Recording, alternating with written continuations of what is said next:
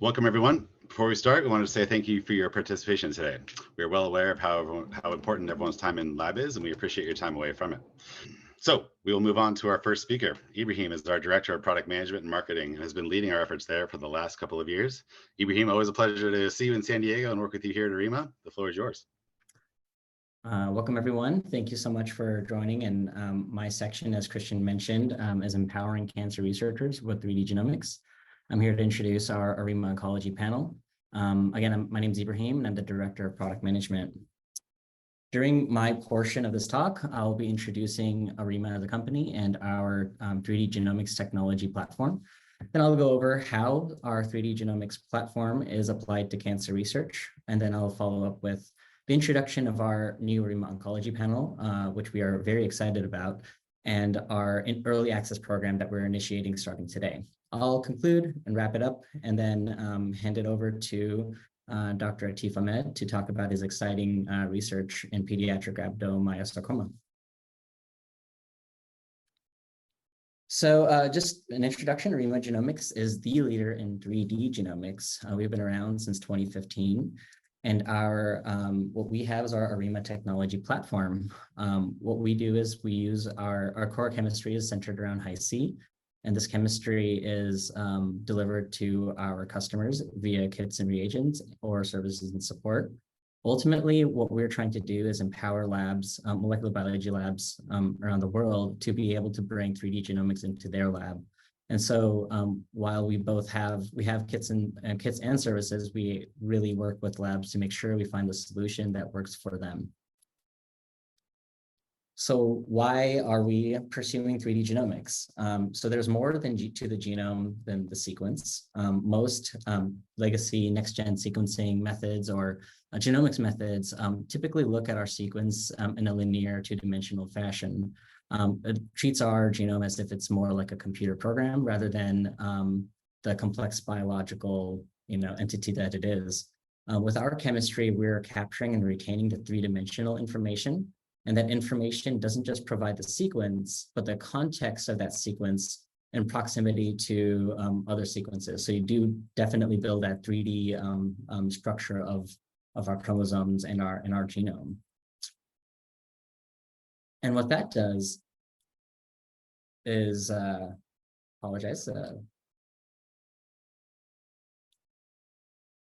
it delivers multiple layers of information about our genome. At the highest level, it provides chromosome territories, which is very useful in developing digital karyotypes across of the genome. At the next level is chromatin compartments. So chromatin is organized into active A compartments and inactive B compartments. These compartments vary from cell to cell and can be useful in helping identify what is transcriptionally active and inactive. The next layer of information is topologically associated domains. These are regulatory domains that are conserved across cell types. A disruption of these domains can often lead to misregulation and is often seen actually in cancer. So this is a very useful level of information to be able to characterize. And at the most granular level are loops. And so within each TAD, DNA interacts with itself in various ways, either through histone binding factors or transcriptional factors. And this level of information is very useful in characterizing regulatory elements such as promoter enhancer loops. So these various 3D genome structural features, not just, as I mentioned before, have biological relevance. I already mentioned promoter enhancer communication, but it also has impact on coordinating transcription with splicing, coordinated gene expression, and DNA repair replication timing. In turn, we also have pathological implications associated with these features, and including long-range effects of single nucleotide variants, oncogenic fusion transcripts, and chromosomal translocations. Ultimately, Arima is trying to deliver 3 layers of information into one chemistry and platform. By virtue of it being a next-gen sequencing-based method, we are providing sequence-based information. But the 3D characteristics of our chemistry deliver structural information, which is useful in characterizing gene fusions and translocations, but also regulatory information, which is useful and to allow to detect 3D interactions to characterize insights that impact the regulation of oncogenes. So why are we applying this? So just kind of talking about the application of 3D genomics in cancer and why we are pursuing this area. So cancer genomes contain 4 to 5 driver mutations in both coding and non-coding regions, and not all cancers have known drivers. What we do with our platform is we use 3D genomics to identify both known and unknown genetic and epigenetic drivers in cancer genomes. And so just to kind of go over a few examples of how our technology is able to do this. Well, this first example demonstrates how our platform is able to characterize structural variants to understand disease mechanisms. So in this case, I'm introducing a typical high-C heat map, which is a traditional way of visualizing high-C data.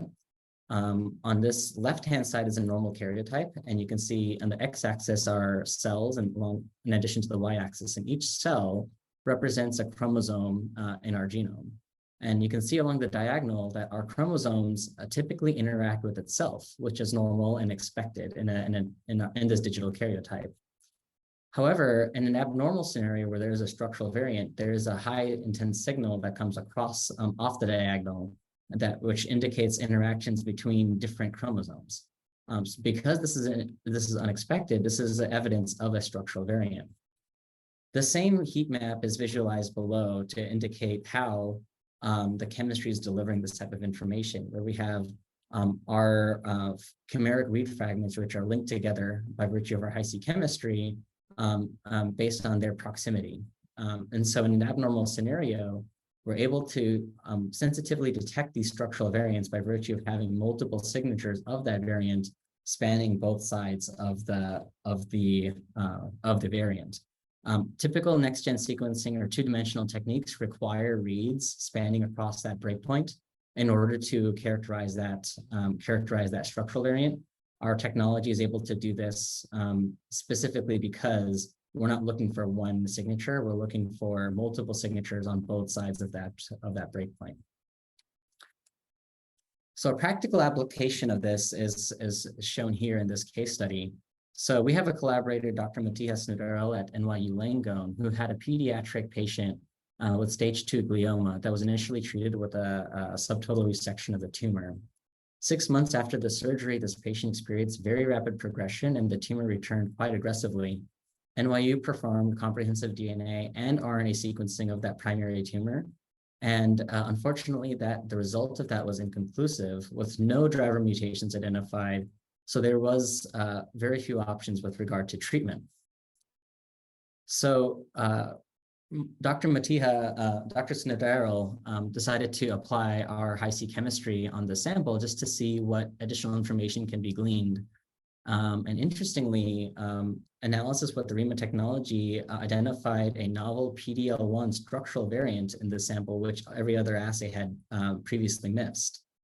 This PDL1 structural variant gene fusion was confirmed with IHC and actually led to a change in treatment and an improved prognosis since there was a known treatment for this. And now, thankfully, the disease is now stable and the patient's his health has been improved. So this is a real-world clinical example of this technology being applied and something that Arima has been excited and proud of being able to be a part of. But in addition to characterizing structural variants, this is an example of how high-C can be used to characterize the regulatory profile of 2 different groups. In this case study, Dr. Chingar Kaweka and colleagues compares the difference in 3D interactions between decitabine treated and untreated endocrine-resistant positive breast cancer samples. In the visual above, we are looking specifically at KRT8, where treatment with decitabine activates promoter enhancer communication when treated. And without treatment, there is minimal interactions. So the significance of this is that they were able to apply a therapy to activate tumor suppressor genes, which caused resistance to endocrine therapy. This approach can be extended by others to characterize regulatory differences between clinical samples types and unveil the mechanisms that impact treatment efficacy. And finally, this is an exciting paper that was released back in 2020 in Nature Genetics by Klokin and colleagues. What they were able to demonstrate in this paper was how the 3D organization of an oncogene relative to its enhancer could affect the progression of T-cell acute lymphoblastic leukemia. In this first set of diagrams representing the healthy patient, we can see that the oncogene MYC and this suspected enhancer element are 2 megabases away from each other. So due to that distance, it's difficult to characterize any sort of interaction between these two elements. And they're separated in linear space. And we can see over here in a high C profile, we can see that there is separation in a 3-dimensional space as well. However, in patients with this specific type of leukemia that Klokin and colleagues are studying, there is an activation of the specific oncogene, and you can see based on 2D methods, it would be very difficult to associate this activation, this oncogene activation, with this particular transcription factor, specifically due to the distance between the two. However, with our 3D genome-based techniques, you can characterize this interactions based on their proximity, and you're able to kind of identify that there is this specific enhancer is actually activating this oncogene. This author of the studies went on to show that by inhibiting the transcription factor bound to this enhancer with a small particle pharmaceutical, they were able to restore normal expression of MYC. So using 3D genomics, they were, able to identify the mechanisms by which MYC is misregulated in T-cell acute lymphoblastic leukemia, and 2, inform exactly which transcription factor needed to be targeted by the treatment to restore normal function. So ultimately, 3D genomics played a critical role in identifying the dynamic nature of oncogene regulation and informing therapy selection in human T-ALL. So all of these studies were built using the Arima technology platform, which consists of our core high-C genome-wide chemistry, but we also offer chemistry associated with high chip to do multi-omic chip plus high-C type studies. We also have a promoter capture, panel-based approaches by virtue of having a promoter capture high-C panel and a custom capture high-C capabilities. We've also been involved in genome assembly studies with our collaborations with the Vertebrate Genomes Project and the Darwin Tree of Life project over in Europe. But we're very excited to share today a new offering in addition to this portfolio, which is the Arima Oncology Panel. So I mentioned in the previous slides our applications of our technology in this research and in cancer research.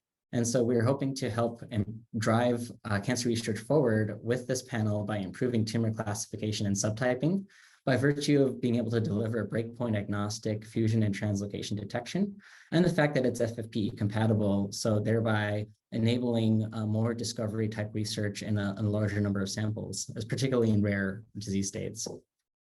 Also, this panel aims to help identify novel drivers of disease by virtue of delivering promoter interactions with non-coding elements, and also by characterizing how non-coding variants can impact gene function by virtue of its interactions with the oncogenes on this panel.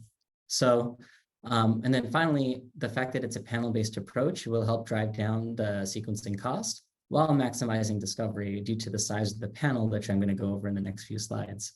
We can multiplex up to 4 samples per capture, and we generate rich data across all relevant cancer genes. So a little bit about the panel itself. It's precisely 1,404 genes for, across various different categories. So I wanted to point your attention to the categories visualized here, and just wanted to state that these numbers are not additive, but they are, because there's so many significant overlap between different categories. However, I wanted to call out that this panel includes 724 cancer targets that are found in the cancer gene census, and in addition to the classical Vogelstein hallmark genes, and that almost 700 of these targets are already associated with known treatments and therapies by being part of the actionable cancer targets list found in the MSKCC packed gene list, along with NYU and Stanford. So this is a true discovery-based assay to help improve tumor classification and to allow not just characterization of novel subtypes based on the regulation of the cancer genes in this list, but we also are able to help identify which of those genes could potentially have therapies potentially associated with them. So there are two design features associated with this panel. The first feature is the promoter targeting, and the next one is the gene targeting aspect of it. The promoter targeting feature of this panel has probes upstream and downstream of the transcription start site, and this enables the characterization of non-coding regulatory elements that might be impacting this particular gene. The gene targeting aspect has dense coverage over exons to have nice coverage over the coding regions of the gene, but also sparse coverage over introns. And this delivers breakpoint agnostic and sensitive fusion translocation detection. So in our initial studies, we are showing some data based on our control GM12878 samples. And we demonstrate that we can reproduce loop calls that correspond to functional genome characteristics, as in loops that are associated with active enhancer and H3K27 acetyl, which is associated with active promoter enhancer interactions. So you can see loops tied to those on both sides, and that the loop calls that we were able to generate in this data are highly reproducible. And the resolution we're able to achieve is 5 kilobase promoter loop interactions at just 200 million reads, which is significantly fewer reads than what is required for, let's say, a genome-wide based assay. Furthermore, we are able to, in this MCF7 FFPE control sample, we're characterizing a known gene fusion between ARID1B in chromosome 6 and TBL1XR1 and chromosome 3. And this heat map shows that translocation visualized here. And I think in the previous slide, I showed how a typical karyotype would have signal across the diagonal. So this is a zoomed in view of the chromosome 3 and chromosome 6 interaction, and how this signal indicates that there is indeed a translocation present in this portion of that chromosome based on this high C map. While we generated roughly 200 million reads on this sample, we downsampled to just 1 million reads, and we were able to see this translocation with just 1 million reads, despite having a panel that is 1,400 genes large. So we are very excited to have this panel being offered for early access now. Typically, we have a process internally where we have internal testing via alpha. We're active, which is now completed, and then the beta program is currently underway with our collaborators at Children's Mercy. Actually, Dr. Midhat Farooqi, who is on this call, is part of the beta program, and then we also have collaborators at St. Jude and NYU. And today we are activating our early access program, and the registration deadline is September 14th. There are only 20 slots available, so I would encourage you, if you are interested in learning more about our early access, to register now, and then we can reach out to you to kind of tell you more about the product and answer any questions you might have. The product launch is expected to be sometime in October, and so there is going to be some wait between those who receive the product first as part of the early access program and those who might have access to it later. So if you're interested, if you have your phone handy, you're more than welcome to scan this QR code or to visit arimagenomics.com/oncology-panel. So in summary, I wanted to wrap things up here. And Arima is a leader in the 3D genomics space by virtue of our optimization of high-C chemistry over the past 8 years. 3D genomics has led to progress in the characterization of disease mechanisms in cancer.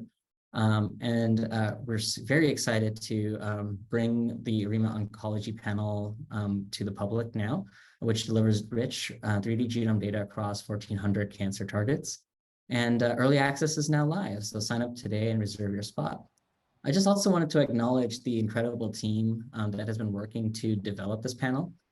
They have been working for the past 8 months, closer to a year, to bring this chemistry and to kind of develop the gene list and the panel, so that way we can make this available to more researchers. So I just wanted to give a quick thank you to them. And with that, I'll hand it off to Christian, and looking forward to hearing Dr. Atif Ahmed speak about his research. Thank you. Perfect. Thank you, Ibrahim. Great shout out to the team here at Arima for all the work they've been doing for the past number of months. Speaking of impact in the field, we have Dr. Atif Ahmed, Senior Pediatric Pathologist at Seattle Children's Hospital, joining us from Washington here in the United States.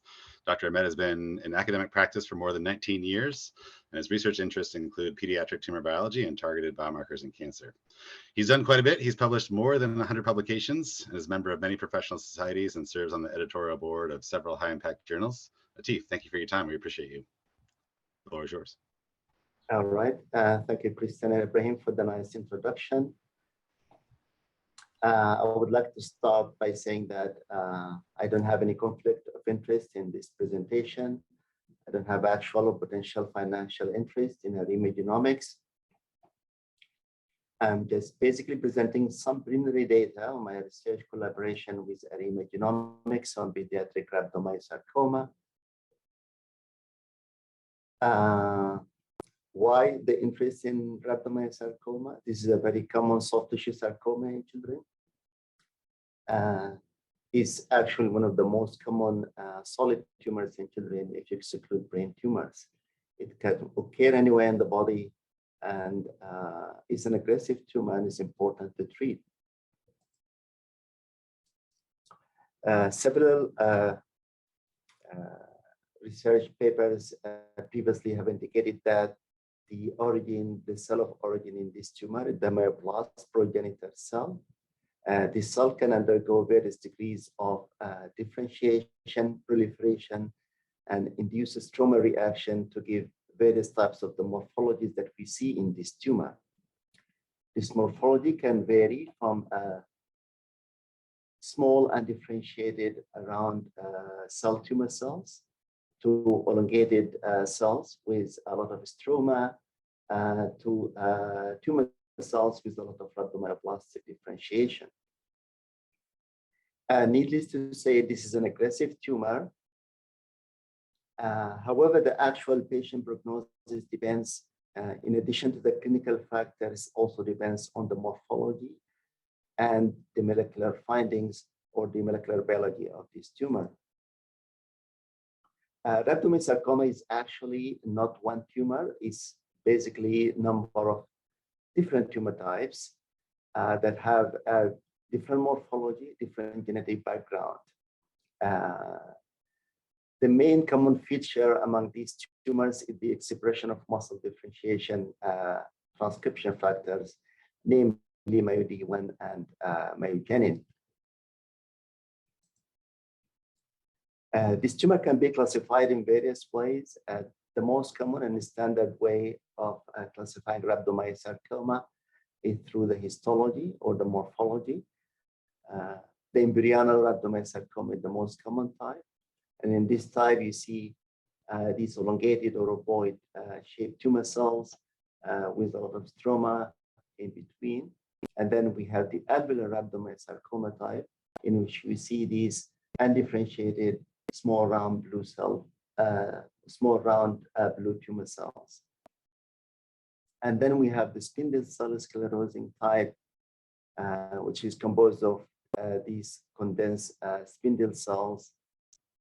And this is the least common type, but it's still equally important as the other types as well. Perhaps the most important discovery in the biology of this tumor is the identification of fusion transcripts. These fusion transcripts occur mainly in the alveolar rhabdomyosarcoma type. And initially, they were identified through regular cytogenetic chromosomal karyotyping. And later on, the studies showed that there's always, or almost always, some sort of fusion transcript involving FOXO1 gene with either PAX3 or PAX7. These fusion transcripts are associated with worse prognosis, and they are the drivers of the worst prognosis seen in alveolar rhabdomyosarcoma. On the other hand, the embryonal rhabdomyosarcoma is fusion negative, and instead it shows various types of gene mutations as well as chromosomal gains and losses. So instead of classifying the tumors as alveolar or rhabd and embryonal, we can classify them as either fusion positive with worse prognosis or fusion negative with good prognosis. Several other studies have indicated that the fusion positive rhabdomyosarcoma have consistently low overall survival and low event-free survival compared to the fusion positive and compared to the embryonal rhabdomyosarcoma. The fusion positive rhabdomyosarcomas are treated as intermediate or high risk, while the fusion negative can be low risk. Other COG studies have indicated that it's actually the presence of PAX3 fusion transcript that the main driver for the worst prognosis in fusion positive alveolar rhabdomyosarcomas. PAX7 alveolar rhabdo and the fusion negative rhabdomyosarcomas have more or less close relationship to embryonal rhabdomyosarcoma and similar prognosis.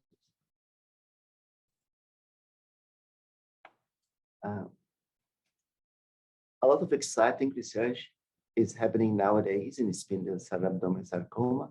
So these initially were characterized by the presence of MYD1 mutations in a subset of these tumors, but several recent studies have indicated there's also a lot of fusion transcripts involved in the pathogenesis of this tumor.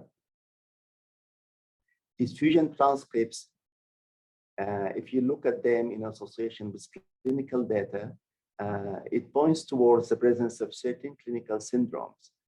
For example, the infantile or the congenital spindle cell rhabdomyosarcomas that occur in small children have a structural variants or fusion transcripts involving the NCOA2 genes or the VGLL2 genes.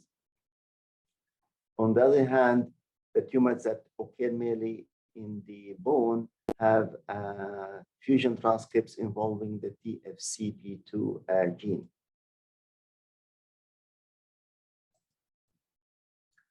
So we can say that molecular tests are really important in the rhabdomyosarcoma classification and clinical measurement, particularly the identification of these fusion transcripts. These molecular tests vary in their sensitivity and their predictive value, but the question is the golden question: do we need a new method? So if you look at the molecular tests we have nowadays, you can classify them as a screening methods or specific methods. So the old-fashioned karyotyping is a good screening method, but it needs a lot of time and it needs viable cells that will grow, and then it's not as high definition like the novel screening methods, namely the next generation sequencing based methods. So NGS methods started as comprehensive methods, but because of cost and turnaround time, most institutions nowadays do a limited panel that will detect fewer genes. And if you're talking about RNA or RNA-seq, then you have to specify certain fusion transcripts you're looking for. Fish-specific method, you have to specify a certain probe, and it's quite limited in its scope. So definitely we need a new molecular method that will have a comprehensive screening power and at the same time faster turnaround time, and it can work in all types of specimens. So that's why we started this collaboration with Arima. And our aim was, or the question was, can high sequencing or 3D genomics detect fusion transcripts in rhabdomyosarcoma? So we started with a small cohort. We have 5 alveolar rhabdomyosarcoma cases, and then we added a few embryonal rhabdomyosarcoma cases as well. So these cases were all archived cases that were collected 8 to 12 years ago. We used tissue scrolls from formalin fixed paraffin embedded tumor blocks, and we send them to Arima Genomics for sequencing. So for the alveolar rhabdomyosarcoma cases, these are the sample ID of these cases. And we tried to correlate the old cytogenetics data we have on those cases with Arima results. So here it showed that in all the cases, Arima technology has detected the presence of PAC3 or PAC7 with FOXO1 fusion transcript in these cases. In some of these cases, most all of them actually, we had old fish data that showed the presence of FOXO1 by fish. In one case, actually, it wasn't definitive, but Arima specified that there's FOXO1 PAC7 fusion transcript in this case. So this data showed a good correlation between fish data as well as high-C data. But in addition, the high-C data specified the fusion transcript and gave a more definitive result. Concerning the embryonal rhabdomyosarcoma cases, we received the result and showed that actually not just one gene, there are a lot of genes being involved. And we had few cases that showed some sort of fusion transcript. Most of these genes were already being discovered in other types of cancers and leukemias. And again, if we try to correlate this data with the new cytogenetic data, so with the old cytogenetic data, in some of these cases, we did the fish for FOXO1 and they were negative. In all of our cases, in our results received from Arima, there were no fusion transcript detected. So there was some correlation. In the cases that showed complex chromosomal karyotype background, Arima had detected numerous genes or numerous gene variants or variants in several genes. In the case that it showed normal cytogenetics or normal chromosomal karyotype, Arima basically did not detect any variant or fusion transcript. So there is a good degree of correlation between the two methods. And this data, although Arima people are still working on it, it showed also correlation with what is known and published in embryonal rhabdomyosarcoma. So in this tumor, usually you see a lot of gains and losses of chromosomes. The only recurrent abnormality that you see is basically mutations involving RAS and TP53. But even with the traditional NGS methods, there's a lot of genes being involved in this tumor. So we can say that high-C or 3D genomics can reliably detect fusion transcripts and gene variants in rhabdomyosarcoma. Since we send only DNA samples, we can say that high-C can use DNA from these samples. There's no need to isolate RNA. So in these situations, it gives a better yield in low-quality samples compared to, for example, methods such as RNA-seq. And in that aspect, Arima or high-C can detect descriptive translocations or translocations that were not found by traditional methods, or the traditional NGS methods showed negative result. So with that, I conclude my presentation, and I open the platform for any questions or give back the presentation to Christian. Thank you, Atif, for the great presentation. I have a couple of questions that have been chatted to me directly. I'll check the Q&A box. We just had a question come in the Q&A box, so just a reminder for everyone as well. If you have a question, a great place to put it is the Q&A box, and we'll address those as they pop up. And then we have a couple questions that have come through the chat that I'll bring up here in a second as well. We have also an early access poll has come up, so if you'd like to register your access or your interest there, please do so. I'll just read this question aloud for those that can't see it. So a question from an anonymous attendee hiding out there in Zoom land. How do you detect loss of a gene with high C, such as loss of CDKN2A in the ERMS cohort? I think that question is for you, Atif. And I think you're on mute. There you go. I think Midhat is catch the question for myself. He might be able to answer that question better than me. Yeah, I can take this one. Hi, I'm Midhat Faruqi. Since Hi-C is a NGS-based method, this is something that is technically being evaluated currently. It tends to be a lower pass than an NGS panel, but you would still have some level of sequencing coverage over that gene, or if you're using the oncology panel, the genes on that panel. So it would detect it the same way as NGS would. The same would be for sequence variants.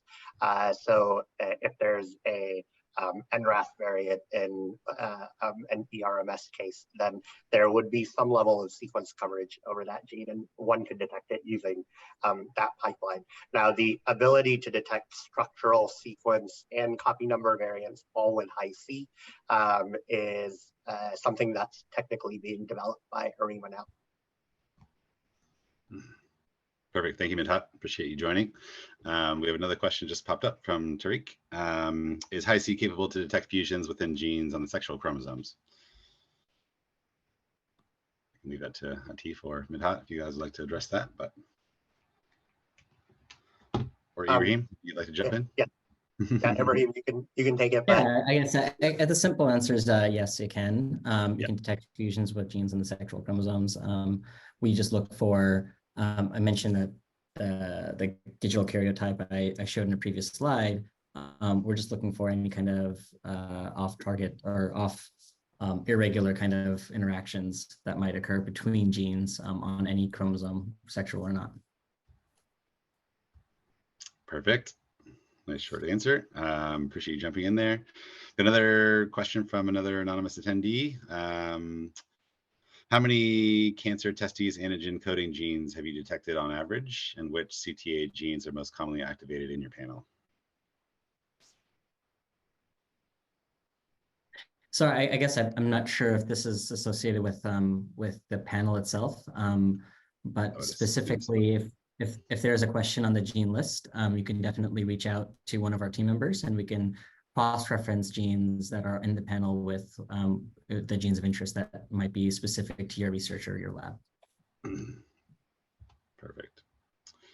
Let's see, there's another question from Frank. If a cancer center adopts this technology as a service, would all the data from the analysis be returned to the investigators? And then just a follow-up question on who owns the data. Maybe you can address that. I can dive in as well. I think either of us could address it, but ultimately the data belongs to the researcher. So, we would, if we run this as a service for any researcher, we provide everything back to the customer. It's their samples, their data. We're just trying to get that to you as quickly as possible. Most definitely. A few questions coming in, which continue to come in. So appreciate the entry there in the Q&A box at the bottom of your screen. Monsif is asking, what is the effect of genetic variations that would lead to cancer in the 3D structure? Would it change much, and how can you detect that? So a question just on genetic variation. Midhat, do you want to try that, or Atif? I can certainly answer it, but I was going to ask if you don't mind bringing up the heat map that you were showing earlier, but in general, any sequence variations that would change the TAD domains or the loop of the structure would be shown. So if you create an enhancer or lose an enhancer, that would change the 3D structure, and you could thereby detect it. Also, if you have a cryptic fusion that does not lead to a gene fusion transcript, so it's not like a hybrid of two genes that RNA fusion technology currently relies on, then that is something that's currently being missed by clinically used assays. So the HER2 example was one where it was just HER2 overexpression and not a fusion gene. So one could have a cryptic fusion, a genetic variation that leads to overexpression of a gene, and that association in the 3D structure is what's captured by Hi-C, because again, it's doing it on a DNA level. Awesome, thanks, Midhat. Appreciate it. And another just follow up, I think, on the gene list. The person who asked about the CTA genes, they just wanted to understand, I guess, again, how to do that search for their genes of interest and our list of 1,400 targets. The gene targets are not currently live on our website, but that's something that we'll add soon here. During the early access phase, we're still building out the website portal and all the documentation around that. So it'll take time, but you could definitely ask us, reach out to us. We're happy to help you out there. Yep, there's a few different ways to find us on our website. There's a submit a question, ask for a quote. Any way that you reach out, you'll be connected to someone here at Arima, and we'll follow up and find the right person. If that's Ibrahim and working through this list, we can do that, of course, or really any other help that you need with our assay or questions about our assay or implementing bioinformatic tools, et cetera, please find us on the website. Or you can, hopefully scan that QR code to register your interest. And of course, that will prompt a discussion with us as well. Let's see, maybe one last question. We have 9 minutes left in the hour though, so any other questions, feel free to drop those in the Q&A box. Last one that's just popped up, and there's another one, which is great. Keep those coming. Let's see, sometimes, anonymous attendee again, sometimes translocations occur in non-coding genes / gene deserts. I appreciate that language. So how would we draw biological hypotheses from those areas of the genome? I love this question. Midhat, I'll take a stab at it, and maybe you can provide some context. But actually, I think this is actually a big problem that I'm also pretty excited that we might be able to help add value to. Whenever there's a non-coding gene or translocation in a non-coding region, if it's clinically significant, it would interact. We could, if it was a genome-wide based assay, you would see that by virtue of the chemistry itself.